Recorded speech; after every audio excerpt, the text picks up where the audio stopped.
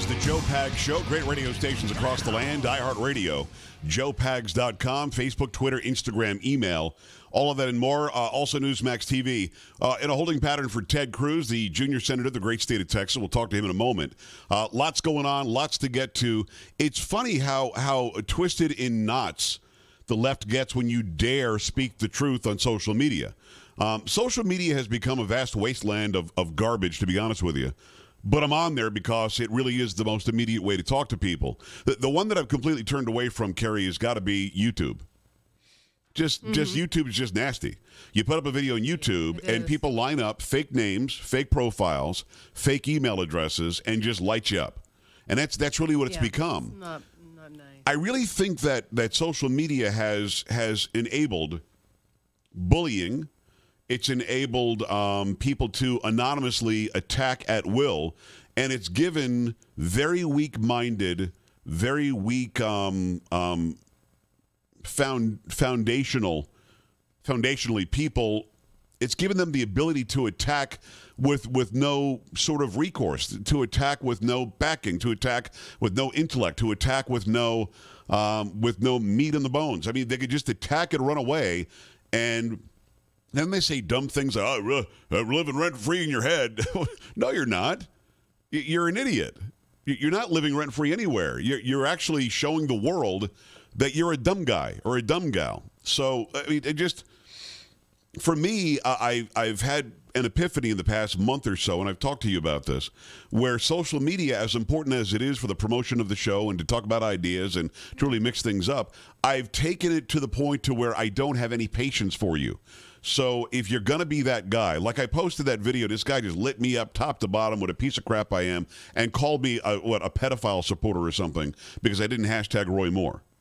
And I'm like, really? That's who you are? You didn't watch that video at all? Yet somehow this is the reaction that you think is appropriate? So I find that to be very, very strange, to be honest with you. All right, really glad to have him on. It's always a pleasure to have this guy. He's the junior senator of the great state of Texas, Republican Ted Cruz. Ted, how are you? Joe, I'm doing terrific. How are you doing? I'm doing great. It's a pleasure to talk with you. I'm satisfied that I'm back in Texas, away from the swamp. Now, I was there 2 weeks ago yesterday, and I had you on the show, and I even told the president what you said. Ted Cruz, saw that I was in town and said, "Welcome to the swamp." And that's really what, Ted, it is horrible there, man. It is the nature of the town, and it keeps getting worse. How often do you get back to Texas, to Houston, and just chill? Do you get back every weekend? Because I know that you have to get out of there sometimes. I try every weekend as much as I can. Typically, I'll fly to D.C. Monday morning, fly back Thursday night. So I'm actually in Houston now. Just landed at Hobby a few minutes ago. Good. I'm stuck on traffic on 45 right now. Well, and there you go. Welcome home. If you're stuck in traffic on 45, then you're definitely back home. All right, we've got to break down some things that are making news. We're going to get to the NDAA. I want to talk about Sutherland Springs. I want to talk about funding to rebuild Texas after Harvey. But we have to start with which top of news, and that would be Roy Moore and Al Franken. Let's start with Al Franken. He's a sitting senator in the United States Senate who clearly is either pretending to, it looks to me like he's touching her with his right hand, or is actually groping a sleeping woman and is enjoying taking a picture. She also suggests that he forced himself on her in a very deep kiss, which she found disgusting as well. What should be done here, Ted? Anything? Because I'm starting to hear rumblings out of Washington that if you did it before you were a senator, we sort of don't do anything. Well, look, these allegations against Al Franken are serious. The picture is highly damning. I've read the account of the radio host who says that she forcibly kissed him against her wishes. Yeah.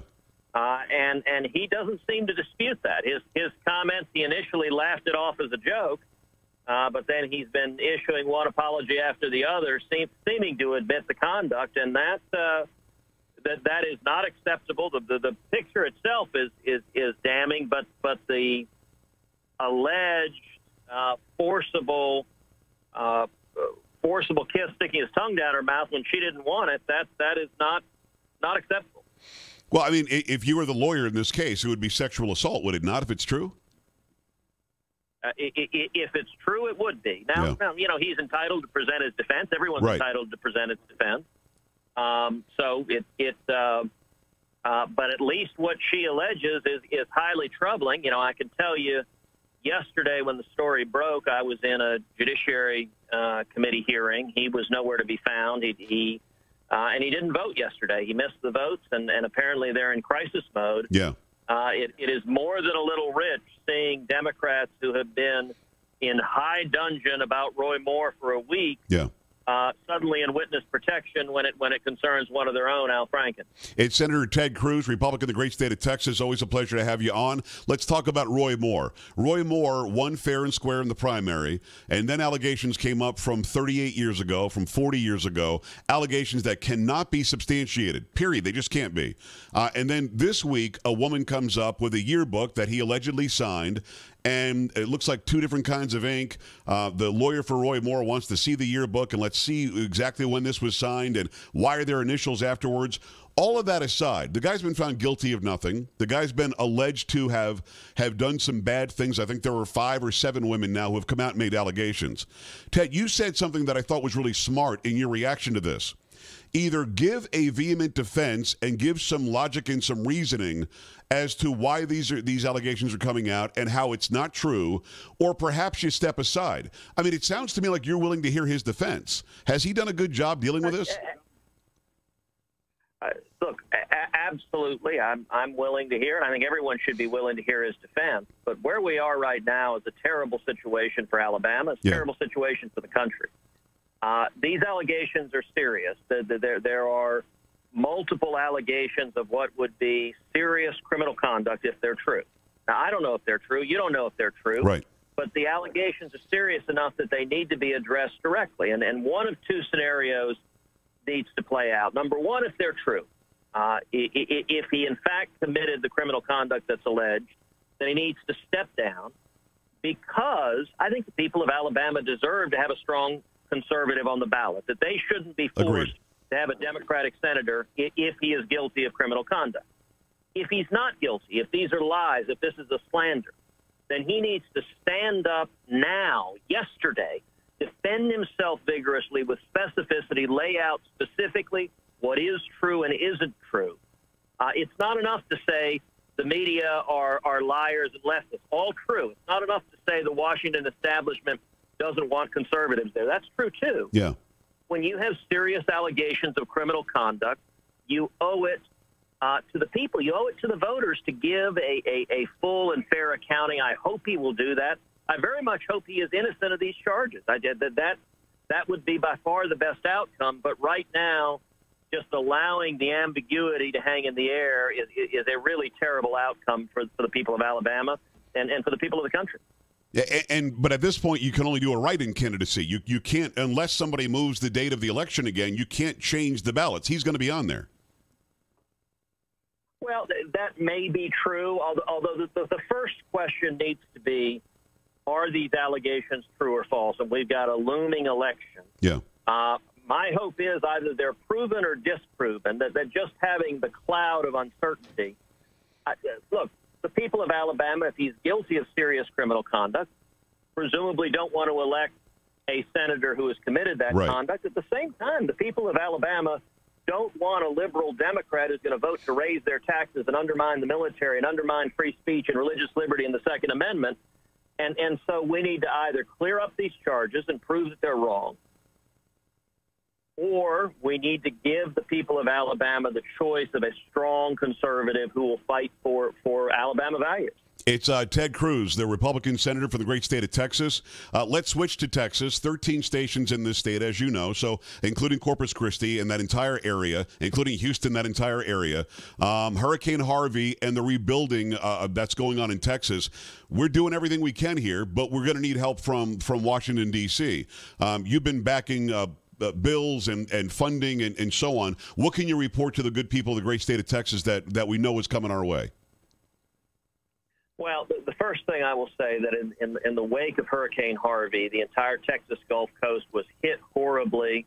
We saw extraordinary courage. We saw extraordinary bravery and sacrifice of first responders and just individual Texans during the hurricane and in the aftermath helping rebuild that has just been remarkable. And in the couple of months since the hurricane, I have been up and down the Gulf Coast to Corpus and Victoria and Rockport and Port Aransas and Aransas Pass and Refugio and Houston and Kingwood and the Woodlands and Beaumont, and Port Arthur and Nederland and Orange and all the communities that were devastated. I've been 2 and 3 and 4 times to those communities.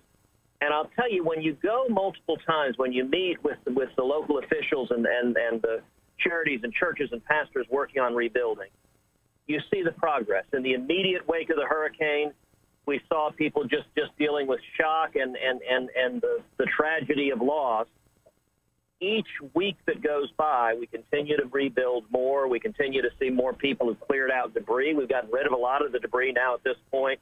People have pulled the sheetrock down from their homes. I've joined with church groups and with Team Rubicon helping clean out houses and tear down sheetrock and helping people rebuild. So we're making real progress.